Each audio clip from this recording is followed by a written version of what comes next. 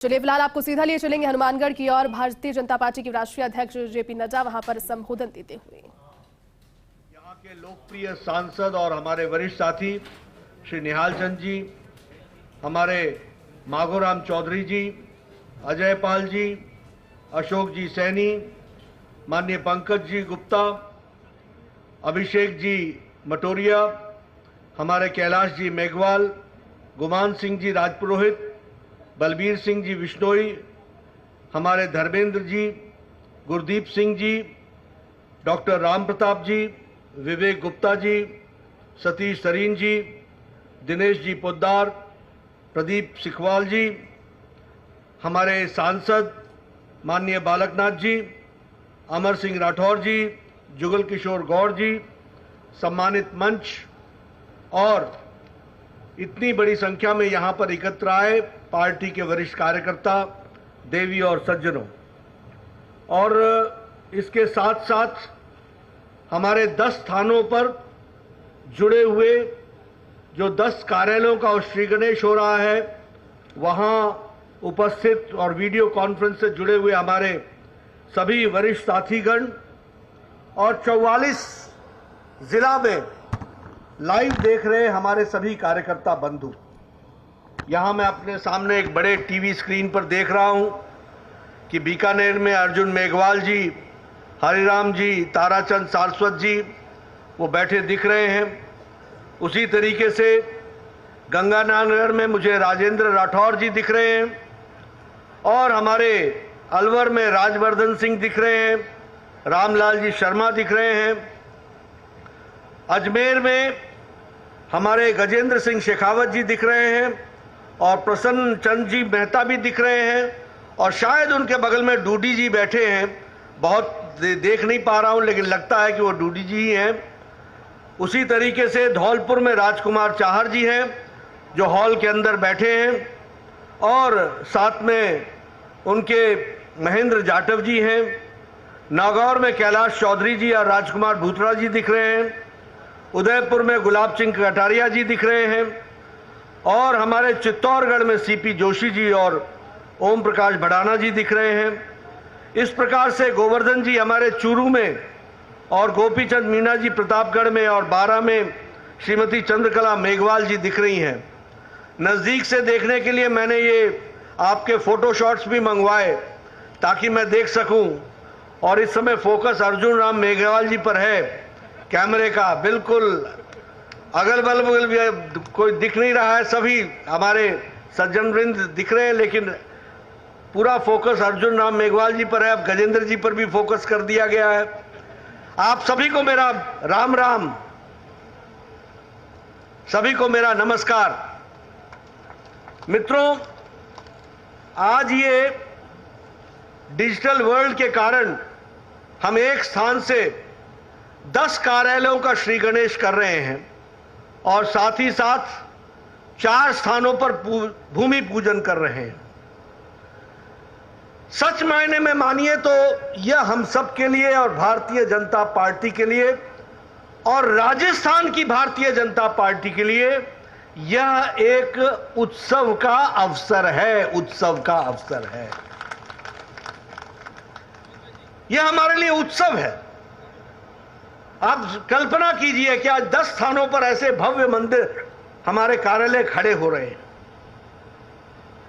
मित्रों, यह कार्यालय की कल्पना हमारे से पूर्व अध्यक्ष श्री अमित शाह जी ने रखी थी और उन्होंने कहा था कि हर जिले में कार्यालय होना चाहिए।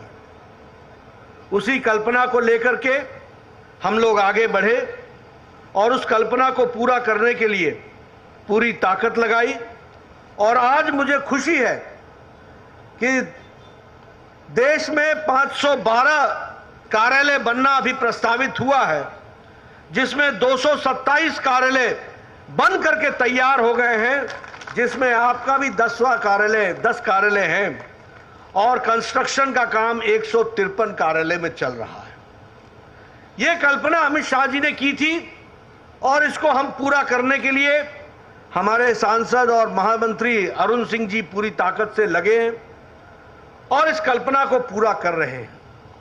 मित्रों, यह कार्यालय आधुनिक व्यवस्था से सुसज्जित कार्यालय है। यह कार्यालय में जहां कॉन्फ्रेंस हॉल है, जहां मीटिंग के लिए हॉल है, जहां ई लाइब्रेरी है, डिजिटल लाइब्रेरी है, जहां प्रेस कॉन्फ्रेंस करने के लिए मीडिया सेंटर है, जहां अध्यक्ष के बैठने के लिए अलग व्यवस्था है, जहां पदाधिकारियों के बैठने के लिए अलग व्यवस्था है, जहां आगंतुकों के लिए आने के लिए उनके लिए बैठने की अलग व्यवस्था है, ऐसा एक आधुनिकतम कार्यालय बनाना जो तय किया था उन्होंने, आज उसको हम कार्य रूप दे रहे हैं। और उसी कड़ी में 10 कार्यालय आज राजस्थान को समर्पित हो रहे हैं। इसके लिए मैं आपको बहुत बहुत बधाई देता हूं। और साथ ही साथ दौसा में, प्रतापगढ़ में, बरान में और चूरू में शिलान्यास हो रहा है। और मेरा मानना है कि बहुत जल्द आप लोग वहां भी तीव्र गति से कार्यालय बनाएंगे और राजस्थान को कार्यालय से युक्त रखेंगे, ताकत के साथ खड़े होंगे। इसके लिए मैं पुनः आपको बधाई देता हूं। मित्रों, ये मैं बार बार शब्द कार्यालय क्यों कह रहा हूं, मैं ऑफिस क्यों नहीं कहता? ऑफिस इसलिए नहीं कहता क्योंकि ऑफिस 10 बजे खुलता है और 5 बजे बंद हो जाता है। और कार्यालय ऐसा होता है जिसका पट कभी भी बंद नहीं होता, 24 घंटा 365 दिन खुला रहता है। उसको हम कार्य करने का स्थान कार्यालय के रूप में जानते हैं। और यह कार्यालय ऊर्जा का केंद्र होता है, यह कार्यालय संस्कार का केंद्र होता है, यह कार्यालय हमारे को एक नई चेतना देने का, एक संस्कार देने का कार्यालय होता है। मैं जब युवा था तो मेरे से लोग पूछा करते थे, ये बीजेपी क्या होती है, ये कैसी पार्टी है? तो मैं उनको कहता था, खाली हो? बोले हाँ खाली है। तो कार्यालय आ जाओ। बोला कार्यालय क्यों? मैंने कहा कार्यालय आओगे तो तुमको वहां पर 20 महान लोगों के, जिन्होंने पार्टी को समर्पित किया, उनके आपको चित्र दिखने को मिलेंगे। आप फिर मेरे से प्रश्न करोगे, ये कौन है, ये क्या नाम है इनका? फिर मैं आपको उनका इतिहास बताऊंगा। फिर मैं आपको यह भी बताऊंगा कि किस तरीके से उन लोगों ने अपने जीवन को खपा दिया, जिसके कारण आज तुम और हम यहां पर यशस्वी होकर के बैठे। तो कार्यालय आओगे तो संस्कार पड़ेगा, संस्कार का केंद्र है ये कार्यकर्ताओं को तैयार करने का यंत्र है। और इसलिए मैं कई बार कहता हूं कि यह कार्यालय संस्कार का केंद्र होता है, ऊर्जा का केंद्र होता है, योजनाओं का केंद्र होता है, योजनाओं को क्रियान्वित करने का यह केंद्र होता है। इसको हमको इस तरीके से देखना चाहिए। और पार्टी हमारी मां है, उसके काम करने का जो स्थान है वो कार्यालय है। और मित्रों, हमको बचपन में बताया गया था कि पार्टी को चलने के लिए 5 क चाहिए। कार्यालय चाहिए, कार्यक्रम चाहिए, कार्यकर्ता चाहिए, कार्यकारिणी चाहिए, कोष चाहिए। हमारे पास कार्यालय था, कार्यकर्ता था, हमारे पास कार्यकारिणी थी, हमारे पास कार्यक्रम था, हमारे पास कार्यक्रम को करने के लिए कार्यकर्ता भी था, हमारे पास वातावरण भी था, लेकिन हमारे पास कार्यालय नहीं था। और हम किराए के 2-2 कमरे में रहा करते थे। याद करो वो दिन, इस पार्टी को सींचने में 4-4 पीढ़ियां खप गई, 4-4 पीढ़ियां, जिन्होंने कभी स्वप्न भी नहीं देखा था कि ऐसे भव्य कार्यालय में हमारे जिला अध्यक्ष को बैठने का मौका मिलेगा और हमारे कार्यकर्ताओं को काम करने का मौका मिलेगा। लेकिन उनकी तपस्या, उनका मितव्ययता, उनकी साधना, उनकी सोच, उसका प्रमाण है कि आज ये कार्यालय जीते जागते संस्कार केंद्र और ऊर्जा केंद्र के रूप में विराजमान है। और इसलिए मैं इसको एक उत्सव मानता हूं और इस उत्सव में आप सब लोगों ने अपने आप को जोड़ा है। ये सच में आप याद करो ना, मैं उन कार्यकर्ताओं को याद करता हूं जो किसी छोटी सी पतली सी गली में 2 कमरे होते थे, एक में खुद कोई कार्यकर्ता रहता था और एक में कार्यालय चलता था, वहां से बढ़कर के आज हम इस तरीके के कार्यालय के रूप में आए हैं। यह सच में उत्सव का भी अवसर है और समझने का भी अवसर है। मित्रों, अगर हम बात करें, एक समय में हमारे 2 सांसद होते थे और आज हमारे 302 हैं चुने हुए प्रतिनिधि, 302 हैं। एक समय में हम संगठन को आगे मजबूत करने के लिए कार्य करते थे, हमारी संख्या लाखों में थी। आज हर एक कोई हमारा परिचय देता है, हमारा विरोधी भी परिचय देता है, तो वो कहता है विश्व की सबसे बड़ी पार्टी, 18 करोड़ के सदस्यों वाली पार्टी भारतीय जनता पार्टी है। और राजस्थान भी कम नहीं है, 44 आपके जिले हैं। आज 44 जिले स्थान से सब लोग देख रहे हैं और उसमें आपने यहां पर जो कार्यालय बनाने की जो आपने योजना बनाई है, 13 कार्यालय बनकर के तैयार हो गए हैं, 9 पर काम चल रहा है और 7 के लिए जमीन खरीदी जा रही है और 4 पर कुछ विषय हैं जिसको सुलटा करके आपके पूरे के पूरे 33 जगहों पर कार्यालय बन जाएंगे 33 जिलों में। इसके लिए मैं शुभकामनाएं देता हूं और बधाई देता हूं आपको कि आप इस काम को कर रहे हैं। मित्रों, मुझे यह भी खुशी है कि राजस्थान की सदस्य संख्या 69 लाख यानी वैसे 70 लाख के आसपास है और उसी तरीके से एक्टिव मेंबर जो है वो 80,000 से ऊपर है। आप सोचिए, कभी भैरव सिंह शेखावत जी जब पार्टी का काम करते थे, एक समय ऐसी स्थिति आई कि 16 जनसंघ के एमएलए थे और 16 में से सब छोड़ करके चले गए, एक ही रह गए अकेले भैरव सिंह जी और उनके साथ एक और शायद रह गए थे, 2 रह गए थे। कहां कितने को कहता हूं, देखो सुख के दिन का अनुभूति करनी है तो दुख को याद रखो, उजाले का अनुभव करना है तो अंधकार की पीड़ा को समझते रहो, कीमत समझोगे। आज जहां हम पार्टी हमारी खड़ी है, इसका आनंद लेना हो तो उनकी तपस्या को याद करो जिन्होंने अपने आप को सर्वस्व खपा दिया और उनकी तपस्या के कारण। और उनको क्या कहते थे हमारे लोग, हम बहुत खुशनसीब हैं, हमारी जमानत जब बच गई। यानी चुनाव हारने के लिए लड़ते थे, लेकिन लड़ते थे और खुश होकर के कार्यालय आते थे, हमारी जमानत बच गई, हमारी जमानत बच गई। यही हमारे लिए सर्टिफिकेट होता था। लेकिन मन में एक तमन्ना थी कि विचार के लिए लड़ेंगे और विचार के लिए खपा देंगे। आज उनकी तपस्या के कारण हम आज यशस्वी हुए हैं, यह भी हमको याद रखना चाहिए। मित्रों, हम लोगों को, जब मैं ये सारी बातें कर रहा हूं, तो भारतीय जनता पार्टी के कार्यकर्ताओं को एक बात और ध्यान में रखनी चाहिए। हम किसकी पार्टी है, हम किसके लिए हैं, हमने किसके लिए काम करना है, हमको कहां बढ़ना है आगे, हमको क्या करना है।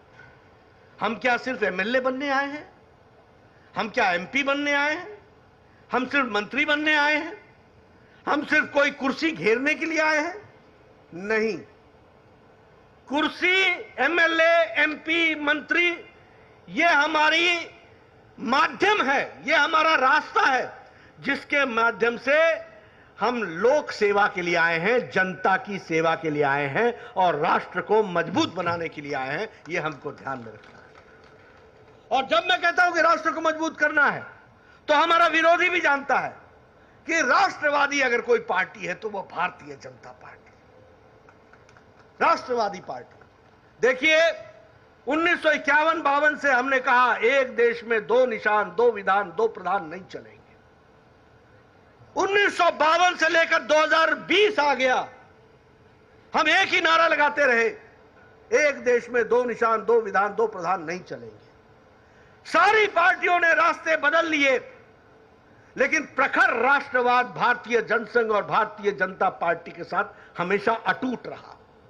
और आज उसी का नतीजा है कि जो भारत का महान सपूत नरेंद्र मोदी 1990 में एकता यात्रा के माध्यम से कश्मीर से चलकर मुरली मनोहर जोशी के नेतृत्व में झंडा तिरंगा लेकर चलता है और वह 26 जनवरी 1991 को वह लाल चौक कश्मीर में झंडा गाड़ता है, वो भी हमको याद रखना है। और वही बाद में प्रधानमंत्री बनते हैं और उनकी इच्छा शक्ति और अमित शाह की राजनीति ने धारा 370 को धाराशाही कर दिया। और अब हमारा नारा साकार हो गया, एक देश में एक निशान, एक विधान, एक प्रधान, यही रहेगा और अटूट कश्मीर हमारा जम्मू कश्मीर का आलम है।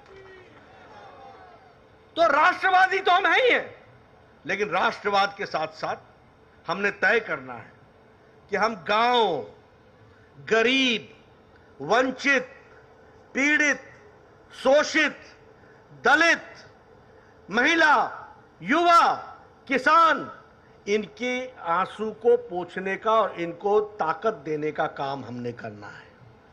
हम इनकी सशक्तिकरण के लिए हैं और सत्ता हमारे लिए माध्यम है। सत्ता हमारा लक्ष्य नहीं है, सत्ता अंत नहीं है, सत्ता के माध्यम से विकास करने का रास्ता है। इस बात को भी हमको समझना है। और इसीलिए मैं आप सबसे निवेदन करना चाहूंगा कि आप सब लोग अपने जीवन में भी कौन से काम ले सकते हैं जिससे गांव, गरीब, वंचित, पीड़ित, शोषित, दलित, महिला, युवा, इनके लिए हम काम कर सकते हैं, इसकी भी हमको चिंता करनी चाहिए। और मोदी जी ने हमको कार्यक्रम दिए हैं। मैं कल भी चर्चा कर रहा था, ये उज्ज्वला कार्यक्रम, ये उज्ज्वला कार्यक्रम सिर्फ कार्यक्रम नहीं है, ये महिलाओं का सशक्तिकरण है। जिनके दिन के कम से कम 2-2 घंटे सिर्फ लकड़ी काटने में और लकड़ी का चूल्हा जलाने में जाता था, आज वो गैस के चूल्हे के कारण उनका सशक्तिकरण हुआ है। और छोटी संख्या नहीं है, 8 करोड़ थी, अब 10 करोड़ हो गई है। यानी 10 करोड़ घरों में जो लकड़ी का चूल्हा जलता था, आज वहां गैस का चूल्हा है। यह महिला सशक्तिकरण का जीता जागता प्रमाण है। यह स्वच्छता अभियान, यह खेतों में दैनिक क्रिया के लिए न जाना, ये शौचालय बनाना, जिसे हमने इज्जत घर कहा है, कितनी संख्या है इसकी? इसकी संख्या 11 करोड़ है। यानी 70 साल गुजर गए, 11 करोड़ घर, यानी 11 करोड़ माताएं ऐसी थी बेचारी जो अपने दैनिक नित्यक्रम के लिए सूर्योदय से पहले और सूर्यास्त के बाद जाने का इंतजार करती थी। 11 करोड़ छोटी नहीं घटना है, 11 करोड़। अब 11 करोड़ बहनों के बच्चे भी थे, यानी ये सब खेतों में जाया करते थे दैनिक क्रिया के लिए। लेकिन मोदी जी ने इनको खेतों में जाने से रुकवाया और इज्जत घर घर में दिया। 11 करोड़ इज्जत घर बनाए और उनका सशक्तिकरण दिया, उनको ताकत दी। ये भी हमको याद रखना चाहिए। अगर हम बात करें सौभाग्य योजना की, 3.5 करोड़ घरों में बिजली पहुंचाई है, 3.5 करोड़ घरों में। राजस्थान में भी लाखों की संख्या में पहुंचाई है।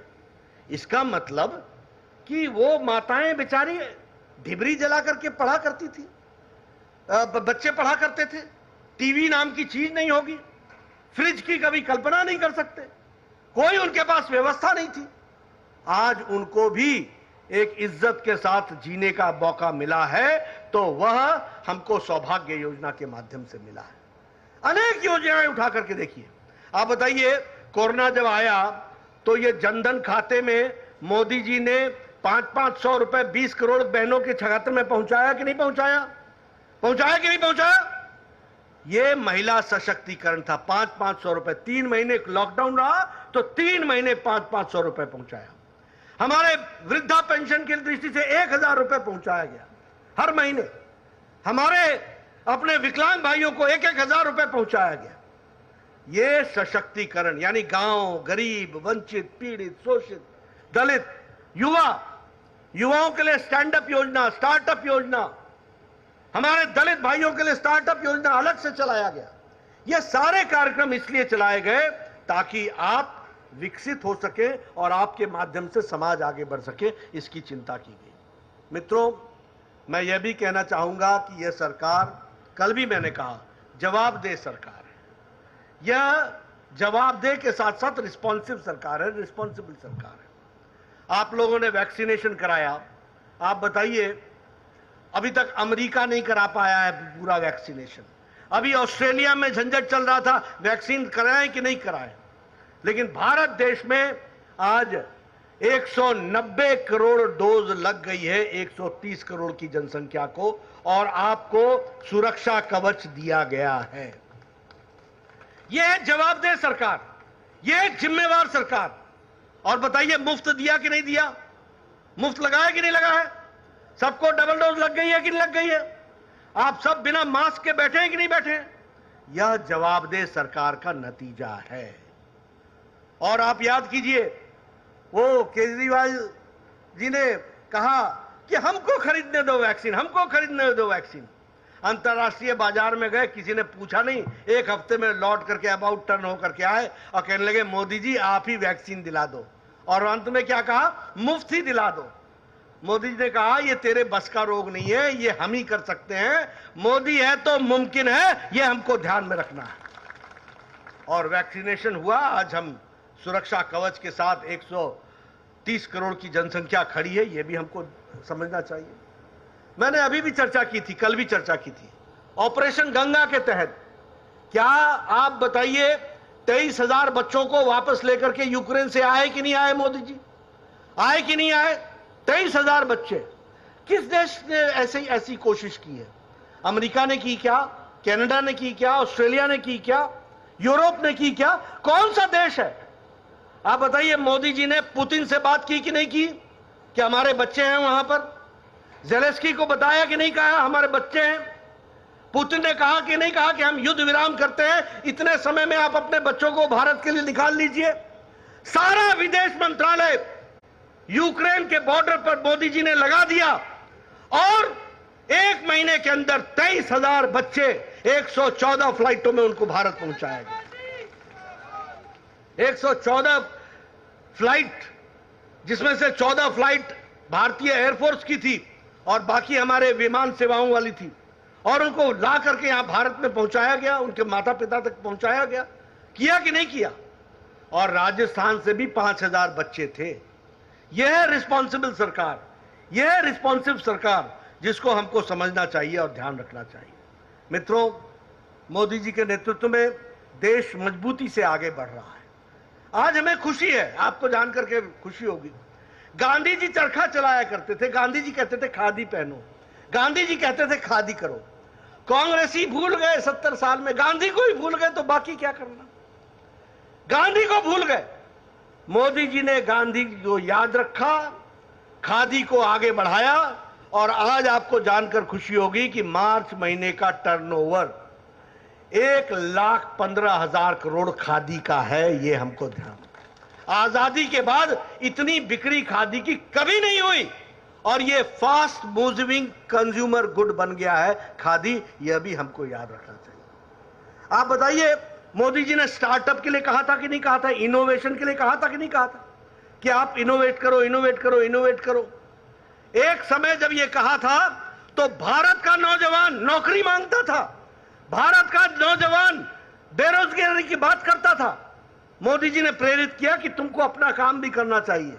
उस समय स्टार्टअप में 500 लोग थे, और आज 68,000 स्टार्टअप भारत में चल रहे हैं, और उसमें 100 ऐसे हैं जो यूनिकॉर्न में आ गए हैं, जिनका नाम यूनिकॉर्न में दर्ज हो गया है, जिनका टर्नओवर 100 करोड़ से ज्यादा हो गया, 100 करोड़ से ज्यादा का टर्नओवर हो गया। ये बदलता भारत है जिसको हमको याद रखना है। मित्रों, आप बताइए, राजस्थान के लोग विभिन्न देशों में, प्रदेशों में जाते थे काम करने के लिए कि नहीं जाते थे?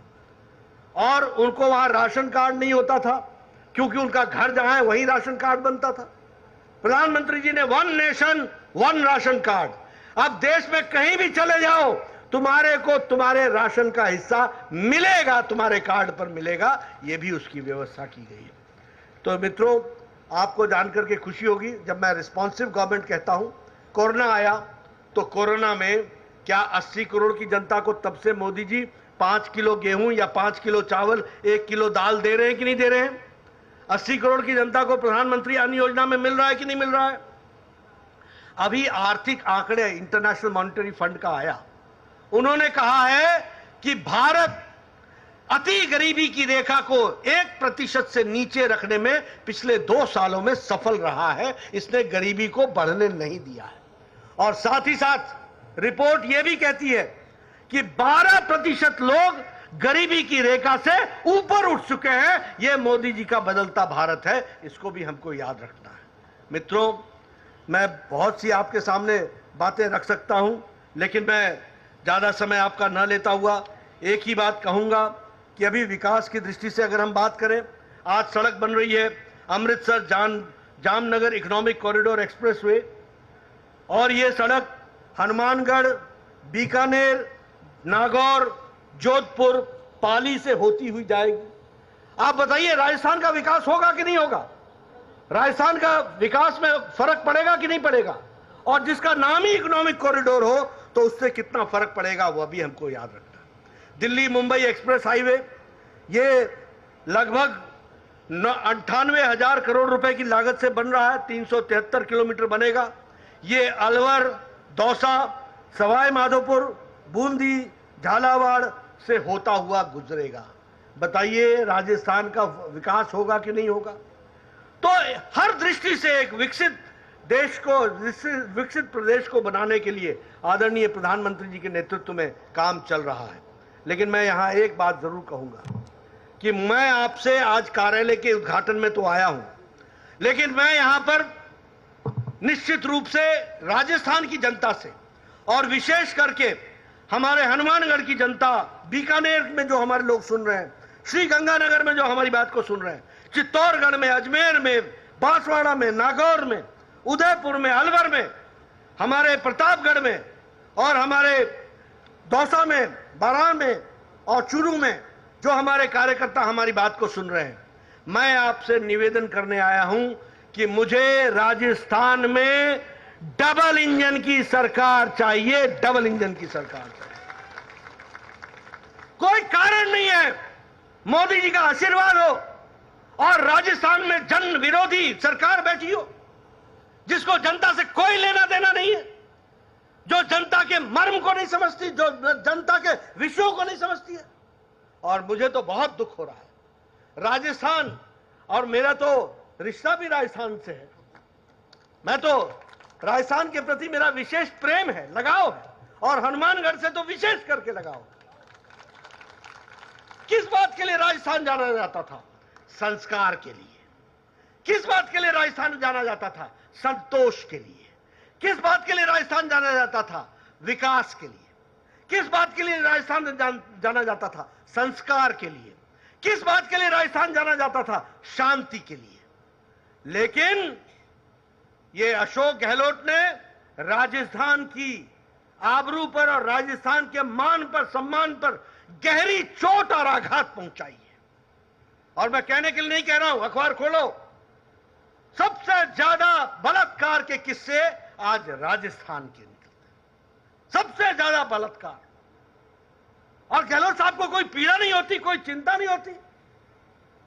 और मुझे बताया गया कि एक मंत्री ने एक विधानसभा में बहुत ही हल्का बयान दिया। मैं वो बयान बोल नहीं सकता हूं। उसने वो हल्का बयान दिया। ये कांग्रेस की मानसिकता दर्शाता है और ये गहलोत की मानसिकता दर्शाता है। इसको हमको समझना चाहिए। दूसरी बात, आप देश में रेप के मामले में राजस्थान नंबर 1 पर खड़ा हो गया है। क्या ये ऐसी इमेज रहने देना है? क्या ऐसी छवि रहने देनी है? क्या रहने देंगे? क्या आज आदिवासियों पर सबसे ज्यादा दूसरे नंबर का केस देश में हो रहा है तो वो राजस्थान में हो रहा है। और मैं नहीं कह रहा, राजस्थान के पुलिस रिकॉर्ड्स कह रहे हैं, पत्रकार मेरी बात को नोट कर लें। और दलितों पर देश में तीसरे नंबर का अत्याचार अगर हो रहा है तो वो राजस्थान में हो रहा है। आप बताइए, करौली की घटना घटी कि नहीं घटी? आप बताइए, जोधपुर में घटना घटी कि नहीं घटी?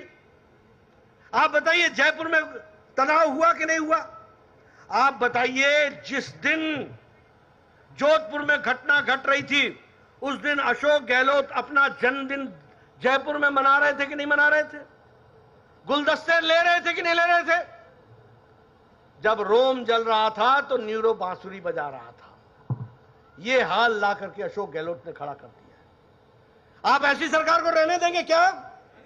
रहने देंगे क्या? रहने देना चाहिए क्या? जल्द से जल्द जो भी हो, जब भी चुनाव आए, इस सरकार को उखाड़ फेंकना है। इसके लिए मैं आपसे निवेदन करने आया। प्रजातांत्रिक तरीके से उखाड़ फेंकना है। कोई कारण नहीं है कि ऐसी सरकार रहे। और मोदी जी का आशीर्वाद हो, पैसे की झड़ी लगी हो, विकास के लिए हर तरीके से काम हो रहा हो, वो मिशन से काम करें और यहां अशोक गहलोत की सरकार कमीशन में लगी रहे। वो लोगों की सेवा के लिए काम करें और यहां अशोक गहलोत की सरकार मेवा खाने में लगी रहे। वो लोगों की तस्वीर बदलने के लिए काम करें और यहां पर घोटाले हो। इस ऐसी सरकार को चलने का कोई अधिकार नहीं है। और मैं आपसे निवेदन करने आया हूं भारतीय जनता पार्टी के कार्यकर्ताओं से, आप मोर्चा संभाल लो, एक एक बूथ संभाल लो। ये कार्यालय आपको मुबारक है। यहां यंत्रणा करो, योजना बनाओ और प्रजातांत्रिक तरीके से ऐसे लोगों को घर पे बिठा दो और काम करने वालों को काम दो। इस बात को हमको लेकर के चलना है। मित्रों, गर्मी में आप सब लोग डटे रहे हैं, बैठे रहे हैं, ये राजस्थान के स्वभाव के बारे में भी बताता है और भारतीय जनता पार्टी के कार्यकर्ता के संस्कार के बारे में भी बताता है। इसलिए मैं आपका ज्यादा समय नहीं लूंगा। मैं आपको फिर से बहुत बहुत धन्यवाद देता हूं और इस मंच के माध्यम से जो हमारे सभी 44 स्थानों पर हमारे 44 जो संगठनात्मक जिले हैं, फेस लाइफ से जुड़े हुए सभी कार्यकर्ता, सभी नेताओं को इस उत्सव की घड़ी पर उनको बधाई देता हूं और आप आगे बढ़े इस शुभेच्छा के साथ। बहुत बहुत धन्यवाद। जय भारत, जय राजस्थान।